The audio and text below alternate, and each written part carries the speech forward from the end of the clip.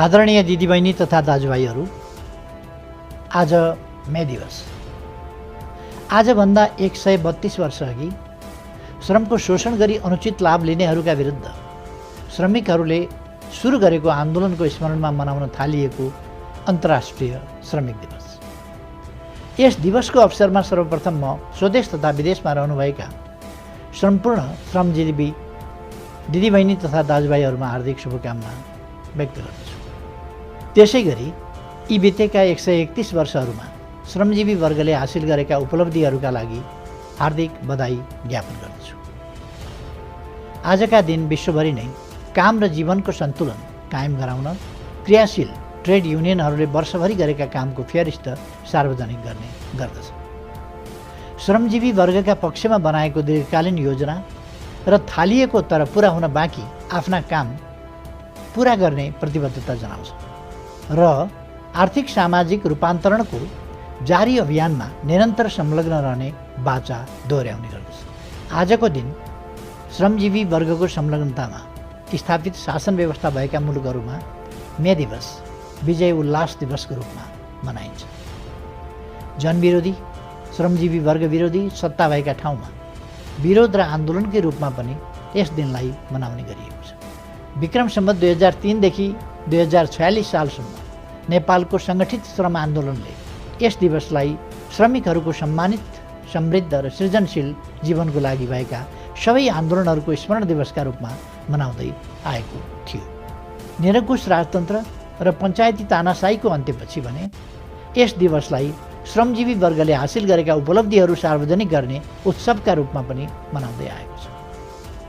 2 दिन अघि मात्र अप्रिल 28 का दिन विश्वभरि नै ट्रेड युनियनहरूले काम गर्ने क्रममा मृत्यु भएका, घाइते वा अङ्गभङ्ग भएका श्रमिकहरूको स्मृतिमा अन्तर्राष्ट्रिय स्मृति दिवस मनाए।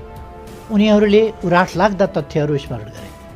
कार्यथलोमा भएका दुर्घटना वा व्यवसायजन्य रोगका कारण विश्वव्यापी रूपमा हरेक दिन 7600 मानिस मर्ने गर्दछ। अस्बेस्टोसको सम्पर्कका कारण हरेक हप्ता 5000 मानिस फोक्सो सम्बन्धी रोग र क्यान्सरका कारण मर्ने गर्दछ। दक्षिण एसियामा सालाखाला 4500 श्रमिकहरूले भवन भत्किएर ज्यान गुमाउँछ। हरेक दिन 410 निर्माण क्षेत्रका श्रमिकहरू कार्यथलोमै मर्ने गर्दछ। प्रत्येक मिनेटमा 730 मानिसहरू पेस्टिसाइडका कारण विषाक्त हुने गरेका छन्।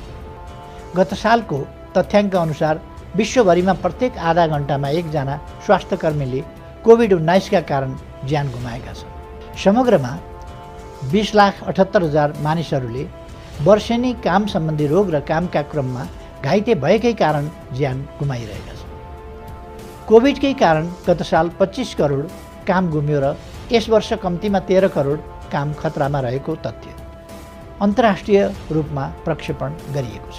उनीहरूले अधिकार, सुरक्षा, समानता र समावेशिता जस्ता 4 महत्त्वपूर्ण विषयमा आफ्नो ध्यान केन्द्रित गरे। श्रम शक्तिको विकासका लागि सार्वजनिक क्षेत्रको लगानीमा वृद्धि, सार्वजनिक क्षेत्रमा रोजगारी कार्यक्रम, गुणयुक्त काम र श्रमको औपचारीकरण जस्ता उपाय अपनाएर विद्यमान अवस्थामा परिवर्तन ल्याउन सकिने जस्ता उपायहरू अघि सारे। दिदीबहिनी तथा दाजुभाइहरू, नेपालमा हामी विगत 3 वर्षदेखि समृद्ध नेपाल, सुखी नेपालीको राष्ट्रिय आकाङ्क्षा प्राप्तिको अभियानमा संलग्न छ। यो राष्ट्रिय आकाङ्क्षा समतामूलक समाज सिर्जना गरी समान आर्थिक अवसर प्रदान गर्ने र सामाजिक न्यायसहितको समृद्धि सुनिश्चित गर्ने आकाङ्क्षा हो। व्यक्तिका राजनीतिक, आर्थिक, सामाजिक र सांस्कृतिक आयामहरू सशक्त तुल्याउने आकाङ्क्षा हो। अन्तर्राष्ट्रिय श्रम सङ्गठनको शतवार्षिकी समारोहमा सम्बोधन गर्दा मैले भनेको थिएँ, हामीले जीवन पर्यन्त रोजगारीको अवधारणालाई श्रमिकले गर्ने कामको प्रकृति जस्तोसुकै भए पनि सबै श्रमिकलाई सामाजिक सुरक्षाको विधिद्वारा पुनः परिभाषित गरेका छौँ। श्रम लचकता र सामाजिक सुरक्षाबीच उचित सन्तुलन सुनिश्चित गरेका छौँ। औपचारिक कि अनौपचारिक क्षेत्र भन्ने विभेदलाई कानुनी रूपमा अन्त्य गरेका छौँ। यसरी हामीले अनौपचारिक क्षेत्रलाई औपचारीकरण गर्ने प्रक्रियालाई सफलतापूर्वक सम्पन्न गरेका छौँ। हामीले यहाँ जे गरिरहेका छौँ, जेनेभामा त्यही उद्घोष गर्यौँ। विभिन्न मञ्चहरूमा जे भन्यौँ यहाँ त्यही गरिरहेका छौँ। हामीले यस सरकारको 3 वर्षको अवधिमा सामाजिक क्षेत्रमा लगानी बढाएका छौँ। श्रमको सम्मान र मर्यादित कामको अवधारणालाई प्रवर्धन गरिरहेका छौँ। म तथ्यमै बोल्न चाहन्छु, यस अवधिमा विभिन्न 8 प्रकारका सामाजिक सुरक्षा भत्ता पाउनेको सङ्ख्यामा 5 लाख थप भई 30,60,000 पुर्याइएको छ। मासिक रु 100बाट सुरु गरिएको ज्येष्ठ नागरिक सामाजिक सुरक्षा भत्ता दायरा समेत विस्तार गरी दैनिक रु 100 पुर्याइएको छ। सबै ज्येष्ठ नागरिकको लागि 1 लाखसम्मको निःशुल्क स्वास्थ्य बिमा गरिएको छ। स्वास्थ्य बिमा 75 जिल्लामा विस्तार भएको छ र यसको पहुँच 636 स्थानीय तहमा पुगिसकेको छ। स्वास्थ्य बिमा गर्ने जनसङ्ख्या 38,60,209 पुगेको छ। 2075 मङ्सिर 11 गतेबाट राष्ट्रिय अभियानको रूपमा सुरु गरिएको योगदानमा आधारित सामाजिक सुरक्षा योजनामा करिब 12,000 रोजगारदाता र 2 लाख श्रमिकहरू आबद्ध भइसकेका छन्। नेपाली सेनामा 16 वर्षे सेवापछि निवृत्ति भरणको व्यवस्था लागू गरिएको छ। द्वन्द्वमा घाइते हुनेका लागि निःशुल्क उपचारको व्यवस्था गरिएको छ। विभिन्न आन्दोलन र सङ्घर्षका योद्धाहरूलाई सम्मान र परिचय पत्रको व्यवस्था गरिएको छ। सामाजिक सुरक्षामा वा अन्य पेन्सन कोषमा आबद्ध भएकाहरूले पनि सहभागी हुन पाउने गरी नागरिक लगानी कोष मार्फत थप नागरिक पेन्सन कार्यक्रम समेत कार्यान्वयनमा ल्याइएको छ। शीतलहर र चिसोबाट कठाङ्ग्रिएर मृत्यु हुन नदिने सरकारको प्रतिबद्धता प्रभावकारी रूपमा कार्यान्वयनमा आएको छ। कोही भोकै पर्दैन, भोकले कोही मर्दैन भन्ने सङ्कल्प व्यवहारमा लागू भएको छ। दुर्गम क्षेत्रमा ज्यान जोखिममा परेका गर्भवती तथा सुत्केरी महिलाको हवाई उद्धार सुरु गरिएको छ। एक आर्थिक वर्षमा 2 लाखभन्दा बढीलाई न्यूनतम 100 दिनको काम वा न्यूनतम ज्यालाको आधा बेरोजगार भत्ता उपलब्ध गराउँदै आएको छ। वैदेशिक रोजगारीमा रहेकाहरूको सुविधाको लागि अनलाइन श्रम स्वीकृति प्रणाली सञ्चालनमा ल्याइएको छ। उनीहरूको अधिकार, मर्यादा र सुरक्षाका लागि गन्तव्य मुलुकसँग श्रम सम्झौता गरिएको छ। स्वदेशमा कार्यरत श्रमिकहरूको पनि बैंक मार्फत तलब भुक्तानी गर्ने प्रणाली सुरु गरिएको छ। दिदीबहिनी तथा दाजुभाइहरू, गत वर्षको सम्बोधनमा मैले सन् 1930 को दशकको मन्दीको स्मरण गरेको थिएँ। त्यस मन्दीले राष्ट्रहरूको सोच्ने प्रवृत्ति बदलिदिएको र चाहेर वा नचाहेर पनि कल्याणकारी बाटोमा हिँड्न बाध्य भएको उल्लेख गरेको थिएँ। अहिलेको समय पनि जारी प्रवृत्तिलाई बदल्ने समय हो। केही दशक अघि जनाधिकारको सन्दर्भमा राज्यको भूमिकाप्रति तीव्र असहमति जनाउँदै छरितो सरकार र राज्यको सीमित भूमिका हुनुपर्छ भन्ने विचारका पक्षधरहरू पनि ट्रिकल डाउन थ्योरीले कहिल्यै काम गरेन। अबको अर्थनीति तलदेखि माथि उक्लिने र मध्यम वर्गलाई समेटेर अघि बढ्ने प्रकृतिको हुनुपर्छ भन्ने ठाउँमा आइपुगेका छन्। कुनै समय सामाजिक क्षेत्रमा लगानी गर्न अन्कनाउनेहरू अहिले त्यसप्रति केन्द्रित हुनुपर्छ भन्नेमा जोड दिन थालेका छन्। गत वर्ष मे दिवस मनाइरहँदा हामीहरू कोरोना भाइरसको महामारीका कारण लकडाउनको बिचमा थियौँ। विकसित वा विकासशील विश्वभरिका कोभिड प्रभावित मुलुकहरूको जे हालत थियो, हामीहरू पनि त्यस्तै अवस्थाको सामना गरिरहेका थियौँ। उत्पादन प्रणालीको कडी टुटेको, सृजनशील हातहरू लकडाउनमा रहेको र समग्र उत्पादनका साधनहरू बन्दाबन्दीमा रहेको अवस्था थियो। हामीले त्यति बेलै भनेका थियौँ, श्रम आधारभूत कुरा हो र जीवन प्रमुख कुरा हो। श्रम बिनाको पुँजी र प्रविधि अर्थहीन हुन्छ भन्ने यस यथार्थले स्पष्ट पारेको छ। त्यसैले हामीले भन्यौँ, जीवन पहिला, त्यसपछि अरू। मेरो नेतृत्वमा सरकार बनेपछि आम श्रमिकको न्यूनतम पारिश्रमिकमा 39% र राष्ट्रसेवक कर्मचारीको पारिश्रमिकमा सरदर 20%ले वृद्धि गरिएको थियो। गत वर्ष आजकै दिनको सम्बोधनमा मैले स्मरण गरेको थिएँ, अवधिको हिसाबले यस वर्ष श्रमिकहरूको न्यूनतम पारिश्रमिक पुनरावलोकन गर्नुपर्ने वर्ष हो। तर तपाईँ हामी सबैलाई थाहा छ, अहिले परिस्थितिले हामीलाई साथ दिइरहेको छैन। यो मेरो गत वर्षको भनाइ।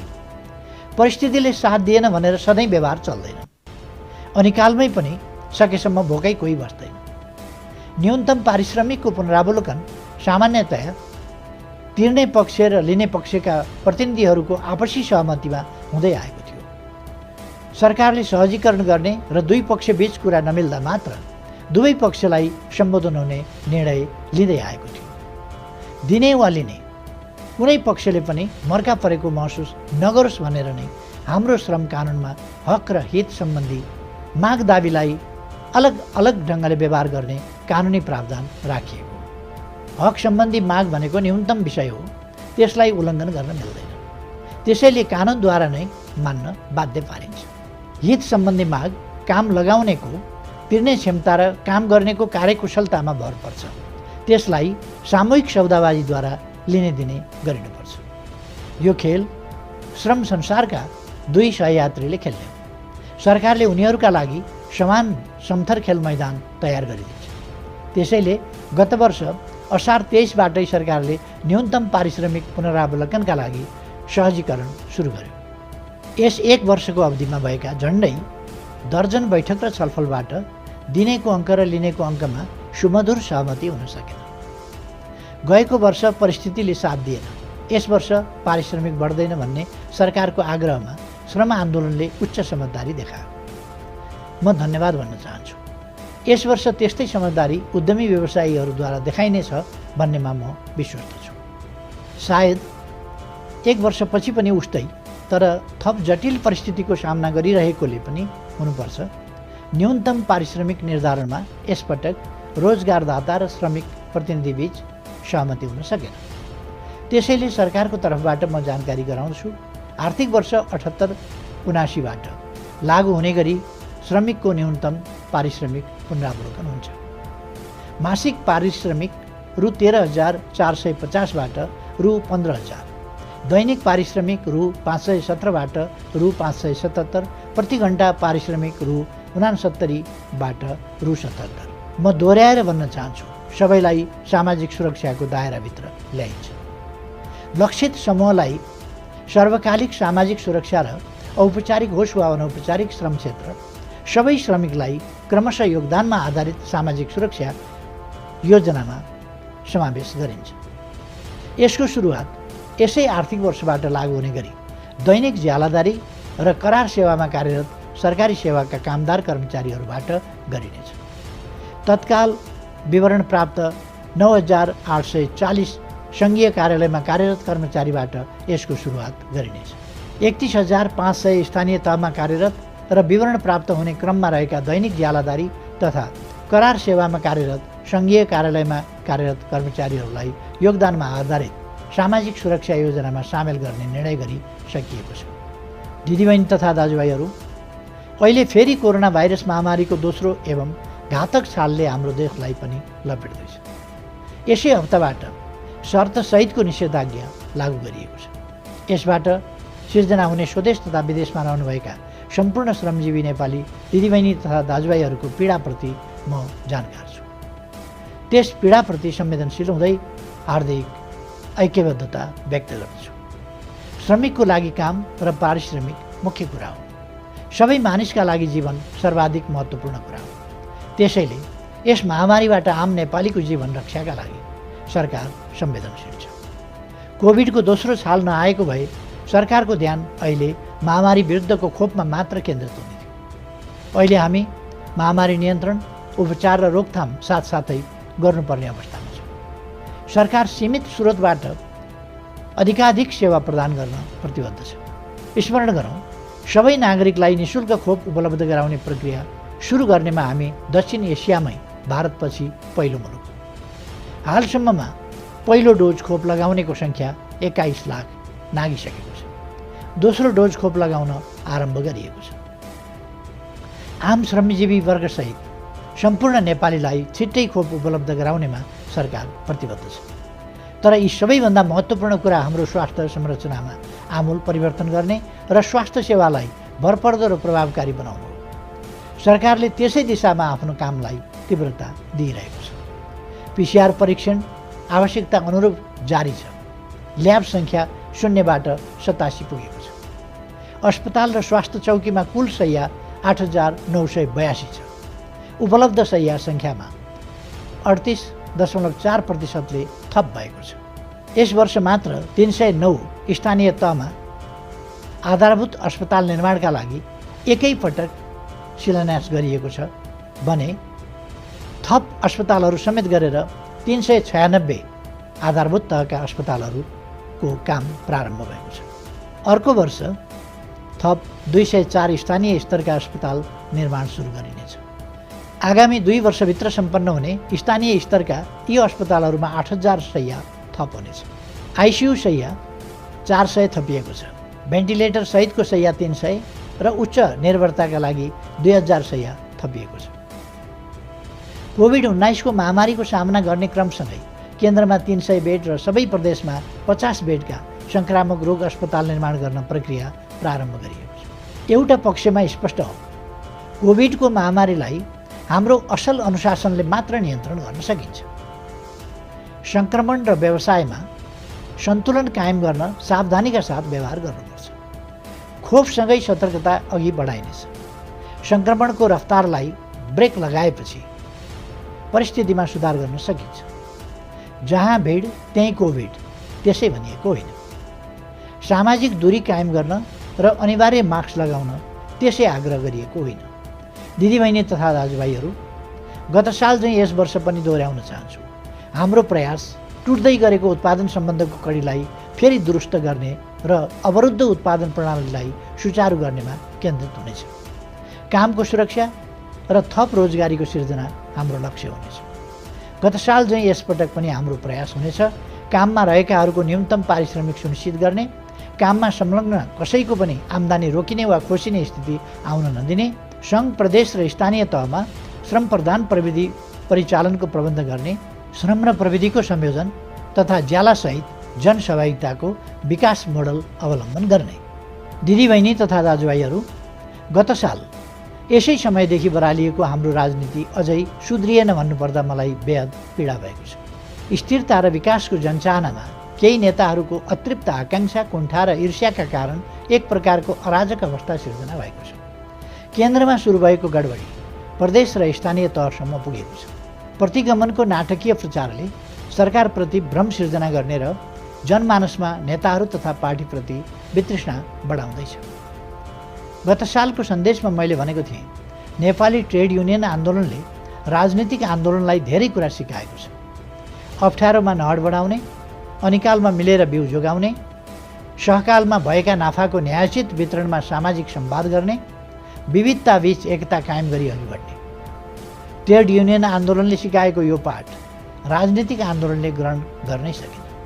नेपाली ट्रेड युनियन आन्दोलनले हामीलाई सिकाएको अप्ठ्यारो घडीमा मिलेर अघि बढ्नुपर्छ, आफ्ना आकाङ्क्षाको आकाशतिर माथि माथि मात्र होइन, जनता भएतिर तल पनि हेर्नुपर्छ भन्ने पनि राजनीतिक नेतृत्वले महसुस गर्न सकेन। कमी कमजोरी भए सच्याउनुपर्छ, अराजक होइन अनुशासित हुनुपर्छ, समयको ख्याल गर्नुपर्छ, आफैलाई घात गर्ने होइन इमान्दार बन्नुपर्छ भन्ने त ठ्याम्मै बुझेन र ग्रहण गरेन। असंवैधानिक, गैर कानुनी र अमर्यादित बाटो त कसैले पनि अवलम्बन गर्नै हुँदैन। मलाई लाग्छ अभियानमा लागेकाहरूले हार खानुहुन्न। एकै ठाउँमा झर्ने पानीको धाराले पनि ढुङ्गालाई पाल पारेको हामीले देखेकै छौँ। समाज परिवर्तनको कुरा पनि त्यस्तै हो। हामीले हाम्रो सत् प्रयासलाई जारी राख्नुपर्छ। मे दिवस 2021 को यस अवसरमा नेपालका मान्यता प्राप्त ट्रेड युनियनहरूको साझा संस्था संयुक्त ट्रेड युनियन समन्वय केन्द्र र त्यसको छातामुनि समेटिएका सबै ट्रेड युनियनहरू, तिनमा आबद्ध श्रमिकहरू र सम्पूर्ण श्रमजीवी जनसमुदायलाई हार्दिक शुभकामना व्यक्त गर्दछु। धन्यवाद।